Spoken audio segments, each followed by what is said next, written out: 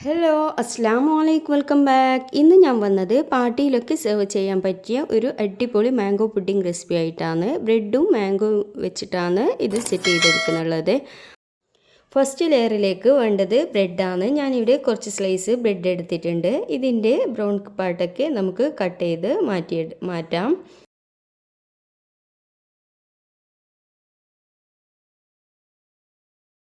ഇനി നമുക്ക് ഈ ബ്രെഡ് സോക്ക് ചെയ്യാനായിട്ടുള്ള ഒരു മിൽക്ക് മിക്സ് റെഡിയാക്കി എടുക്കാം. ഒരു കപ്പ് പാലെടുത്തിട്ടുണ്ട്. ഇതിലേക്ക് ഒരു അരക്കപ്പ് മിൽക്ക് മെയ്ഡും 2 ടേബിൾ സ്പൂണ് പഞ്ചസാരയും ചേർത്ത് കൊടുത്ത് നല്ല പോലെ തന്നെ നമുക്കിത് മിക്സ് ചെയ്തെടുക്കാം.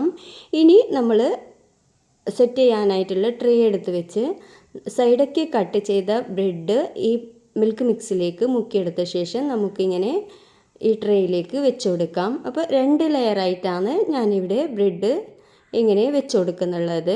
ബ്രെഡിന് പകരമായിട്ട് വാനില സ്പഞ്ചും നമുക്ക് ഇതിന് ഉപയോഗിക്കാം. ബാക്കിയുള്ള ഈ മിൽക്ക് മിക്സ് നമുക്ക് ഈ ബ്രെഡിന് മുകളിലേക്ക് തന്നെ ഒഴിച്ച് കൊടുക്കാം. ഇനി ഒരു സ്പൂണ് ഉപയോഗിച്ച് നല്ല പോലെ തന്നെ നമുക്കിതൊന്ന് പ്രസ് ചെയ്ത് കൊടുക്കാം. ഇനി നെക്സ്റ്റ് ലെയറിലേക്കായി ഒരു 2 കപ്പ് പാലെടുത്തിട്ടുണ്ട്. ഇനി നമുക്കിതിലേക്ക് ഒരു 2.5 ടേബിൾ സ്പൂണ് കോൺഫ്ലവർ ഇട്ട് കൊടുക്കാം. ഇതൊന്ന് മിക്സ് ചെയ്തെടുത്ത ശേഷം 2 ടേബിൾ സ്പൂൺ മിൽക്ക് പൗഡറും കൂടി ചേർത്ത് കൊടുത്ത് നല്ല പോലെ തന്നെ മിക്സ് ചെയ്തെടുത്ത ശേഷം നമുക്ക് ഫ്ലെയിം ഓൺ ചെയ്ത് കൊടുക്കാം. ഇനി ഇത് നല്ല തിക്കാവുന്നത് വരെ നമുക്കിതൊന്ന് കുറുക്കിയെടുക്കണം. ഇതിലേക്ക് ആവശ്യത്തിനുള്ള പഞ്ചസാരയും മിൽക്ക് മെയ്ഡും ഇട്ട് കൊടുക്കാം. ഞാനിവിടെ 3 ടേബിൾ സ്പൂൺ പഞ്ചസാരയും ഒരു അരക്കപ്പ് മിൽക്ക് മെയ്ഡും കൂടി ചേർത്ത് കൊടുത്തിട്ടുണ്ട്. ഇത് പാകത്തിനുള്ള മധുരമാണ്. മധുരം നേരത്തെ പറഞ്ഞതുപോലെ അവരവരുടെ ആവശ്യത്തിനനുസരിച്ച് ചേർത്ത് കൊടുക്കാം. ഇത് ഇങ്ങനെ നല്ലോണം ഒന്ന് തിക്കായി വന്നാൽ നമുക്ക് ഫ്ലെയിം ഓഫ് ചെയ്ത് കൊടുക്കാം. ഫ്ലെയിം ഓഫ് ചെയ്തെടുത്ത ശേഷം നമുക്കിതിലേക്ക് 1 ടീസ്പൂൺ വാനില എസൻസും കൂടി ചേർത്ത് കൊടുത്ത് നല്ല പോലെ തന്നെ മിക്സ് ചെയ്തെടുക്കാം. ഇനി നമ്മൾ നേരത്തെ സെറ്റ് ചെയ്ത് വെച്ച ബ്രെഡിൻ്റെ മുകളിലേക്ക് നമുക്ക് ഈ മിക്സ് ഒഴിച്ചു കൊടുക്കാം. ഇത് റൂം ടെമ്പറേച്ചറിലാവുന്നത് വരെ നമുക്കൊന്ന് വെയിറ്റ് ചെയ്യാം.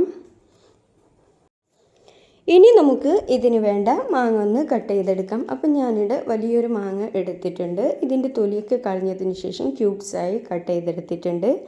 ഈ ക്യൂബ്സ് നമ്മൾ റെഡിയാക്കി വെച്ച പുഡിങ്ങിന് മുകളിലേക്ക് ഇട്ട് കൊടുക്കാം. അപ്പോൾ മുഴുവനൊന്നും ഞാൻ ഇട്ട് കൊടുത്തിട്ടില്ല. പകുതി ഭാഗം ഇങ്ങനെ ഈ പുഡിങ്ങിന് മുകളിലേക്ക് ഇട്ട് കൊടുത്തിട്ടുണ്ട്. അപ്പോൾ മാങ്ങ സീസണ് കഴിയാനായാലേ ആ കഴിയുന്നതിന് മുമ്പ് ഒരിക്കലെങ്കിലും ഇതുപോലെ പുഡിംഗ് ഉണ്ടാക്കി ട്രൈ ചെയ്ത് നോക്കാം. ഇനി ബാക്കിയുള്ള മാംഗോ പീസസ് ഞാനൊരു മിക്സിയുടെ ജാറിലിട്ടെടുത്ത് പേസ്റ്റ് ആക്കി എടുത്തിട്ടുണ്ട്.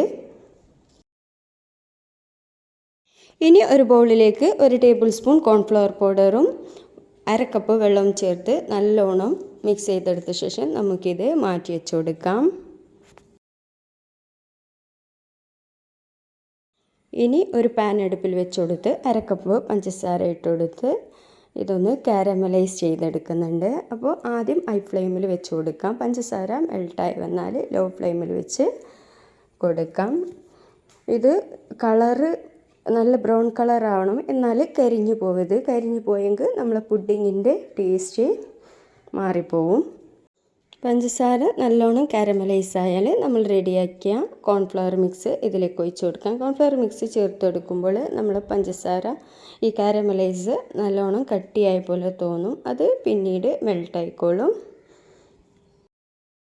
ഇനി നമുക്കിതിലേക്ക് നമ്മൾ നേരത്തെ റെഡിയാക്കിയ മാംഗോ പ്യൂരി ഇതിലേക്ക് ചേർത്ത് കൊടുത്ത് നല്ല പോലെ തന്നെ മിക്സ് ചെയ്തെടുക്കാം. കോൺഫ്ലവർ നല്ലോണം വെന്ത് നമ്മൾ പ്യൂരിയും പിന്നെ ഈ പഞ്ചസാരയും ഈ കോൺഫ്ലവറൊക്കെ നല്ലോണം മിക്സായി നല്ല തിക്ക് ഫോം ആകുമ്പോഴേക്ക് നമുക്ക് ഫ്ലെയിം ഓഫ് ചെയ്ത് കൊടുക്കാം. ഇതിനി തണുത്തതിന് ശേഷം നമ്മൾ റെഡിയാക്കിയ ഈ പുഡിങ്ങിന് മുകളിലേക്ക് ഇട്ട് കൊടുക്കാം. 4-5 മണിക്കൂർ നല്ല പോലെ തണുപ്പിച്ചെടുത്ത ശേഷം നമുക്കിത് സെർവ് ചെയ്യാം. അപ്പോൾ പാർട്ടികളിലൊക്കെ സെർവ് ചെയ്യാൻ പറ്റിയ ഒരു അടിപൊളി പുഡിംഗ് റെസിപ്പിയാണ്. എല്ലാവരും ഒന്ന് ട്രൈ ചെയ്ത് നോക്കുക. ഇഷ്ടമായ ലൈക്ക് ചെയ്യാൻ ഷെയർ ചെയ്യാനും മറക്കണ്ട. അതേപോലെ സബ്സ്ക്രൈബ് ചെയ്യാത്തവരുണ്ടെങ്കിൽ പ്ലീസ് ഒന്ന് സബ്സ്ക്രൈബ് ചെയ്യുക. ഇൻഷാ അല്ലാഹ് ഇനി അടുത്ത നല്ലൊരു വീഡിയോ ആയിട്ട് വീണ്ടും കാണാം.